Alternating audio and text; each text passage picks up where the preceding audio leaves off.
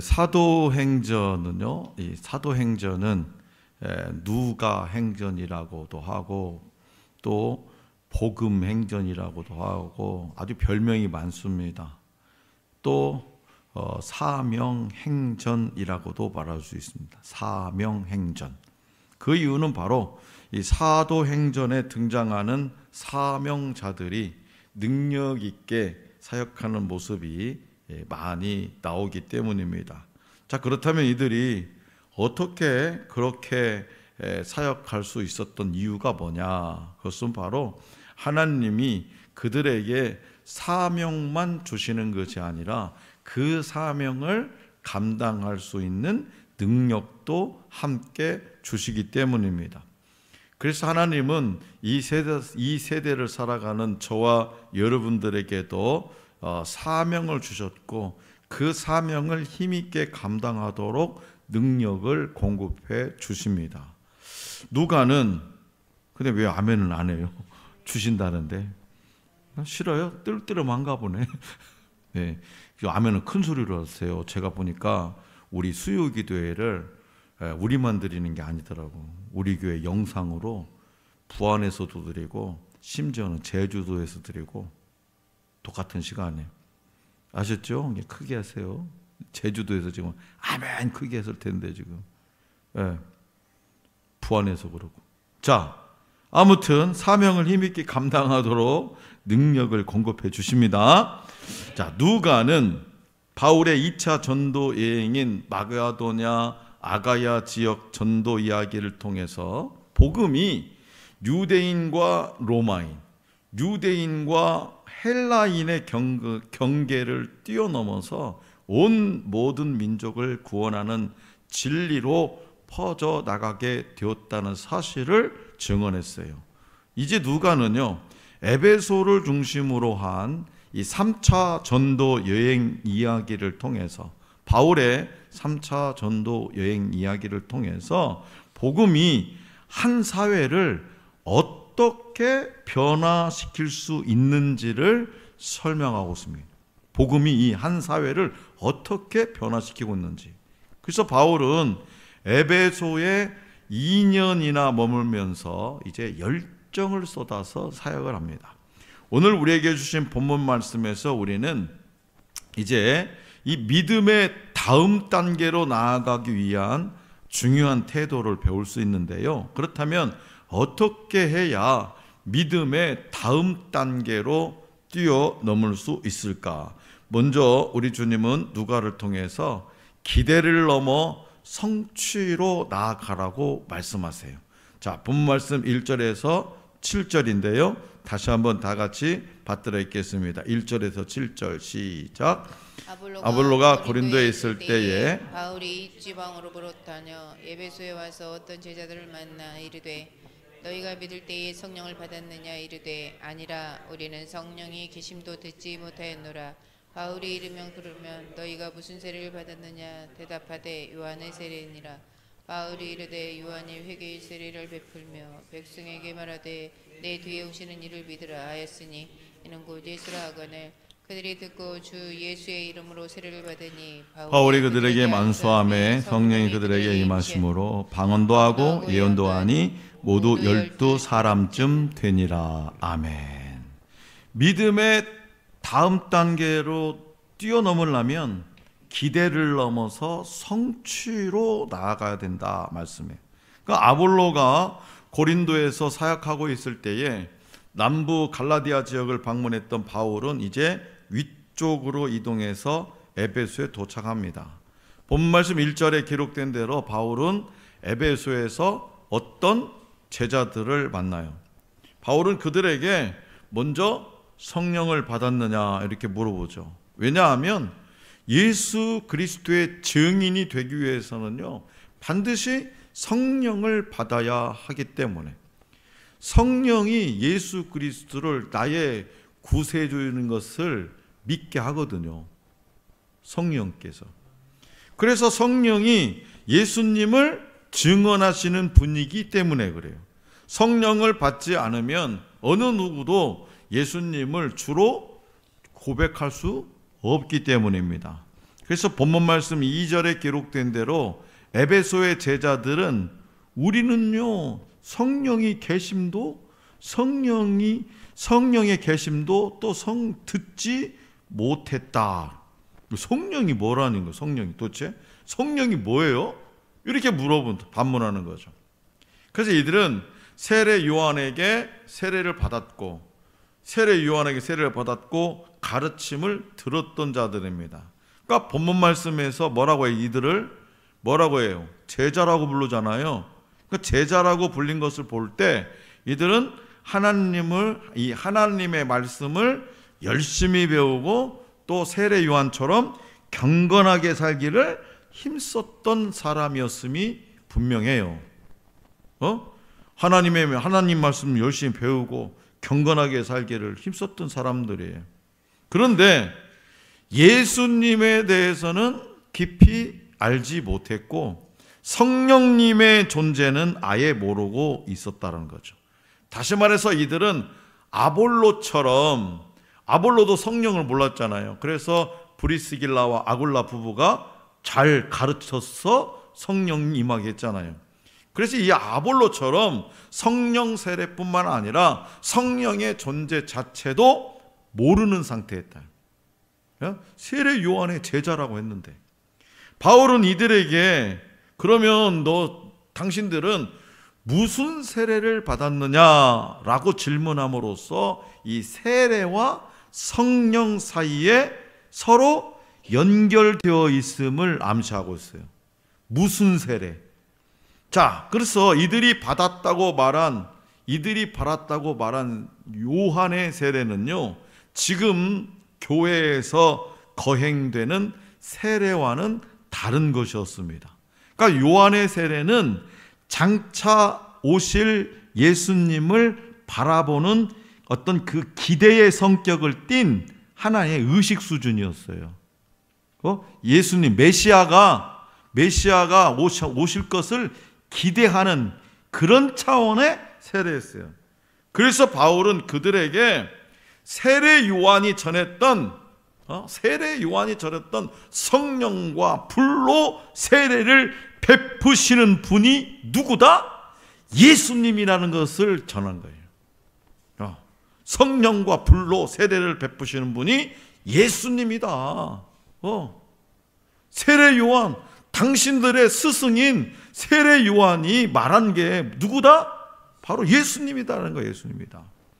그래서 에베소 제자들은요, 이미 오신 예수님과 그분이 약속하신 성령의 세례를 받는 것이 진정한 성취, 기대만 갖고 살아가는 것이 아니라 믿음이 어떤 기대만이 아니라 완벽하게 이루어졌다라는 것, 이 성취의 세례임을 알게 되어서 이제 주 예수의 이름으로 세례를 받게 됩니다.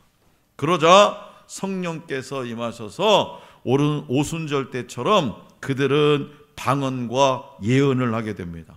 누가는요, 그 사람들의 숫자가 12명쯤 되었다고 밝히는데요, 예수님의 제자들을 떠올리게 하는 숫자죠.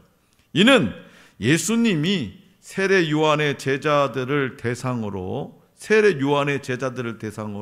새 시대에 복음을 전하시고 그들을 제자로 삼으셨던 것을 떠올리게 합니다. 자, 이제 예수님의 제자들이 된 이제 세례 요한의 제자를 뛰어넘어서 성령 세례를 받고 나서 세례 요한의 제자의 수준을 뛰어넘어서 예수님의 제자들이 된 이 12사람은요, 아마도 이 에베소 교회의 핵심 인물로 성장했을 거죠. 그렇기 때문에 세례 요한의 세례에 머물러서는 안 됩니다.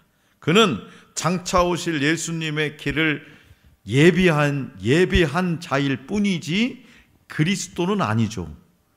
그림자가 아닌 실체이신 예수님의 이름과 능력으로 새로워지는 자가 진정한 제자다라고 우리 주님은 바울을 통해서 말씀하고 계시는 거예요.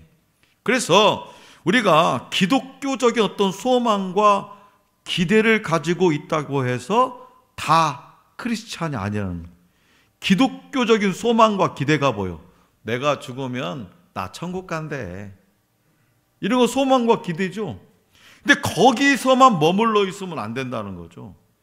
우리는 이미 내가 죽어서가 아니라 어떻게? 죽음을 이기시고 이 땅에 부활 소망을 우리에게 보여주신 그 지상천국을 누리며 살아갈 필요가 있다는 거예요. 왜? 예수님이 이미 성취해 놓으셨기 때문에. 네. 그래서 예수님의 능력과 성령으로 새로워진 자가 크리스찬이라. 내가 죽어서 천국 가는 것이 크리스찬이라 이 땅에서 이미 예수의 제자의 삶을 살아내야 된다 이거예요. 이 땅에서. 네. 그래서 예수님처럼 살고 싶다. 나도 예수님처럼 살고 싶다. 예수님처럼 살고 싶다는 기대를 넘어서 예수님의 능력으로 살아가는 그런 성취의 제자가 되어야 됩니다. 그래야만이 영적 성장의 다음 단계로 뛰어넘어갈 수 있다는 것을 기억하시기 바랍니다. 사도 바울과 같이요, 철저히 성령께 붙들려서 이 세상에서 예수님의 행적을 그대로 행하는 저와 여러분들이 될 수 있기를 원합니다. 두 번째로 우리 주님은 누가를 통해서 믿음의 다음 단계로 뛰어넘으려면 비판을 넘어 순종으로 나아가라고 말씀하세요. 비판을 넘어서 순종으로 나아가라. 자, 8절에서 10절입니다. 다 같이 받들겠습니다. 8절에서 10절 시작. 바울이 회당에 들어가 석 달 동안 담대히 하나님 나라에 관하여 강론하며 권면하되 어떤 사람들은 마음이 굳어 순종하지 않고 무리 앞에서 이 돌을 비방하거늘 바울이 그들을 떠나 제자들을 따로 세우고 두란노 서원에서 날마다 강론하니라. 2해 동안 이같이 하니 아시아에 사는 자는 유대인이나 헬라인이나 다 주의 말씀을 듣더라. 아멘. 자, 지난 2차 전도 여행에서 이 안디옥으로 돌아오는 길에 잠시 에베소에 들렸죠. 그러니까 그 에베소의 유대인들은 바울에게 조금만 더 오래 머물면서 가르침을 전해달라고 요청을 합니다. 그러나 바울은 지금은 아니다. 다음을 기약하고 예루살렘으로 떠났죠. 자, 고린도에서의 사역을 접고 이제 그 약속을 지키게 된 바울은요, 3개월 동안 에베소에 머물면서 하나님 나라에 대해서 강론했습니다. 하지만 회당에서 복음을 들은 이들의 마음은 굳은 상태였고요, 말씀에 순종하지 않고 여러 사람 앞에서 바울의 가르침과 하나님 나라의 도를 막 비방하는 거예요. 그러니까 회당에 에베소에 와가지고 열심히 회당에서 바울이 말씀을 가르치는데 3개월 동안 지금 가르치고 있거든요. 근데 계속 속된 말로 씹는 거예요. 계속 3개월 동안. 자, 에베소 사람들은요, 데살로니가나 베레아 사람들과는 다른 성향을 가지고 있었어요. 데살로니가에서는요, 3주간의 짧은 사역에도요, 많은 열매가 있었고요. 베레아 사람들은요, 그냥 그 즉시로 하나님의 말씀을 진지하게 받아서 계속해서 묵상했어요. 계속해서. 그런데요, 아니 이 에베소 사람들은요, 뭐요? 계속 비난만 돌아오는 거예요. 목이 터져라고 지금 말씀을 전하는데, 바울은 그렇게 되니까 바울은 에베소에서 그 자신의 사역에 위기를 맞이하게 되는 거죠. 위기를. 생각해 보세요. 박 목사가 막 열심히 막 3개월 동안 설교하고 있는데 예배 끝나자마자 막 박 목사님, 오늘 설교가 뭡니까? 도대체 알아듣겠어요? 말겠어요? 막 은혜가 되네, 안 되네, 막 하면 내가 어떻게 하겠냐고. 그걸 3개월 동안. 그런 비난이 돌아왔어요. 탈진이 올 수도 있겠죠. 번아웃도 생기고. 그러지 않겠어요? 난 3개월 못 버텨요. 난 3일도 못 버텨. 성질 나가지고. 바울처럼 그렇게 막 고상하지 못해갖고 아직 덜 다듬어져갖고 그러니까 바울은요 그런 위기를 맞이하는 거죠. 그래서 이에 바울은 현명한 길을 선택하면 얼마나 또 기도를 했겠어요. 얼마나. 그래서 이 바울이 선택한 그 현명한 선택은 뭐냐? 아하, 저는 기도하는 데 감동이 왔겠죠. 이 에베소 사람들과 논쟁하는 것을 멈추자. 논쟁하는 것을. 자, 바울은 비난하는 사람들과 싸우는 대신에 다른 사역으로 전환을 해요. 이 사람들로 계속 내가 설교를 지금 회당에서 하면 계속 또 나를 공격하니까 다른 방법. 그래서 비난에 집중하지 않고 긍정적이고 건설적인 하나님의 일에 집중하기로 했던 겁니다. 무슨 말이냐? 소수의 제자들을 이제 받아들여서 그 제자들을 훈련시키는 것으로 사역의 방향을 전환해요. 다시 말해서 바울은요, 본문 말씀 9절에 기록된 대로 비방하는 자들을 떠나서 두란노 서원이라는 것을 세워. 두란노 서원. 그 두란노 서원을 세워서 소수의 제자들을 양육하기로 한 거예요. 그러면 그 하나님의 말씀을 배우겠다고 오신 이 제자들이 비방하겠어요? 비난하겠어요? 얼마나 집중해서 말씀을 듣겠어요?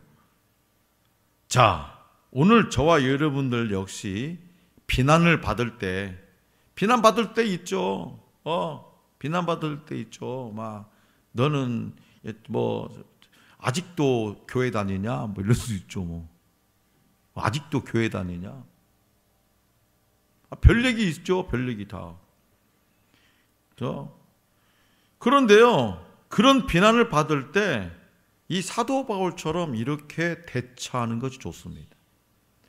그 비난에 일일이 대응한다고 해서 일일이 내가 참 친절을 베풀어서 잘 대응한다고 해서 비난하는 사람이 변하지 않습니다. 오히려 그 비난을 멀리하고 새로운 일에 집중하는 것이 좋은 결과를 낼 때가 많아요. 자, 많은 사람과 논쟁에서 바울이 이길 수 있습니까? 집니까? 많은 사람과 논쟁해서 이런 성경 하나님 말씀 가지고 이길 수 있는 그런 실력이 있는 사람입니다. 바울이 얼마든지 논리적으로나 성경 지식으로나 웬만해서는 지지 않을 사람이에요. 하지만 바울은 논쟁하는 일로는 세상을 변화시킬 수 없다는 것을 깨달은 거예요. 자, 예수님이 12제자를 집중적으로 양육해서 세상을 변화시킨 것처럼 바울 역시 그런 방법을 쓰게 된 거죠. 그래서 바울은 자기를 향해 쏟아지는 비난에는 귀를 막고요, 소수의 헌신된 사람들을 훈련시키고자 했어요. 그 방법으로 이제 에베소 지역을 변화시키기로 마음먹었죠. 바울이 2년간 이제 3개월 동안 그렇게 시달렸는데 이제부터 마음을 바꿔가지고 2년간 그렇게 두란노 성원에서 제자들을 아주 집중적으로 양육한 결과 아시아에 사는 유대인들이나 헬라인들 모두가 하나님의 말씀을 듣게 되었다라고 어디에? 본문 말씀 10절에 기록되어 있잖아요. 그 결과. 자, 성도 여러분, 바울이 전한 하나님 나라의 도를 공적으로 비방했던 유대인들처럼 능력의 말씀을 들었으면서도 어리석게 반응하는 자들이 지금도 존재합니다. 지금도. 하나님의 말씀을 비판하고 분석하는 그런 지적 소비의 대상으로 여기는 상태에서 멈추면 안 됩니다. 그러니까 그 말씀을 순종하고 살아내는 그런 다음 단계로 나아가야 온전해지고 주님이 원하시는 선한 열매를 맺게 되는 거예요. 자, 그래서 우리는 어떻게? 비판을 넘어서 순종으로 나아가야 되는 거예요. 비판을 넘어서 비판을 듣게 되면 화딱지도 나고 그렇지 않겠습니까? 그렇죠. 우리는 뭐예요? 그렇죠. 원수를 사랑해라. 그런 말씀에 순종의 길로 나가야 되는 거예요. 성경 공부를 넘어서 진정으로 순종하는 제자의 삶으로 나아가야 돼요. 성경 공부 많이 뭐에다가 성경적인 지식 그런 거 쌓아두는 것도 좋지만 순종하지 않으면 그 말씀에 하지 않으면 꽝입니다. 꽝. 그럴 때 우리는 순종하는 제자가 될 때 말씀이 주시는 진정한 부요와 성령의 열매를 각자의 삶에서 맺게 될 것이라고 우리 주님은 말씀하십니다. 한 작가가요, 여러분들도 잘 아는 이야기인데요, 한 작가가 여행하다가 엘제아르 부피에라는 중년 남자를 만나요. 엘제아르 부피에. 그는요, 알프스의 프로방스 지방의 해발 1200m에 사는 외로운 사람으로 아내와 아들을 잃었어요. 그리고는 이제 개 한 마리와 양 30마리를 치는 양치기로 하루하루 살아가고 있어요. 아내도 잃고 아들도 잃었으니 얼마나 외로워요. 또 한편 그가 살고 있는 곳은요, 원래 숲이 우거진 곳이었는데요, 이 벌목으로 인해서 숲이 사라지고 샘이 말라서 사람들이 떠났고 결국 그가 살고 있는 동네는 유령의 마을이 되었어요. 여기서 무엇을 하고 있습니까? 그 작가가 질문하자 엘제아르는 황무지에 하루에 100개씩 실한 도토리를 심는다 이렇게 말해요. 튼튼한 도토리를 내가 100개씩 하루에 100개씩 심고 있습니다. 그 후에 작가는요 30년이 넘도록 글을 읽고 있다가 1차 세계대전이 끝난 후에 문득 생각이 난 거야. 전쟁이 끝나니까. 그래서 그걸 따라가 보면 프로방스지. 그가 살던 지역을 다시 지나가게 되었어요. 그런데요, 그것은 예전의 마을이 아니었다는 거예요. 숲이 있고 시냇물이 흐르고 다양한 짐승과 많은 사람들이 사는 아름다운 도시가 되어버렸어요. 자, 사랑하는 성도 여러분, 엘제아르 부피에가 황무지였던 그곳에, 황무지였던 자기 동네에 하나님의 회복을 기대하고 믿음으로 울면서 씨를 뿌린 겁니다. 하루에 도토리 100개씩 울면서, 하나님 우리 동네를 회복시켜 주세요. 하나님, 재원아, 그 소리는 뭔 소리냐? 나는 갑자기 하늘에서 나 하나님 소리인 줄 알았다. 예배 중에 통화 중이면 안 되지. 왜 급한 전화래? 알았어. 자, 하나님의 회복을 기대하고 믿음으로 울면서 씨를 뿌린 결과였어요. 다시 말해서 자신이 할 수 있는 최선을 다해서, 작은 일이라도 꾸준히 한 것이 기적의 역사를 이루게 된 겁니다.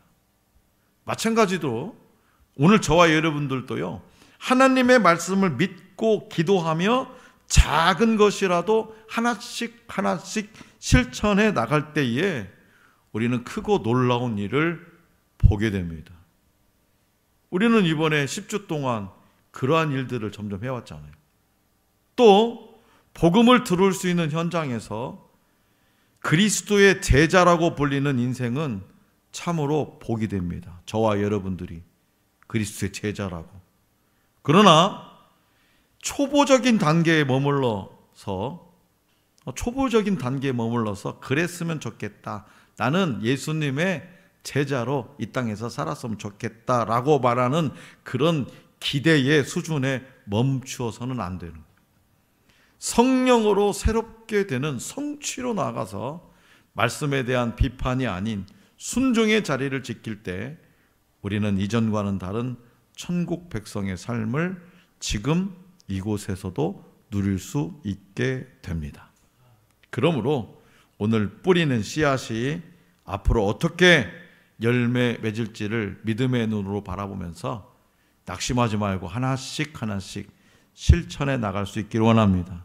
죄악으로 하나님을 반역한 우리를 제자로 부르신 그 은혜에 감사하면서 세상을 변화시키는 참된 제자의 삶을 오늘 또 당당히 살아가는 우리 모두가 될 수 있기를 간절히 기원합니다.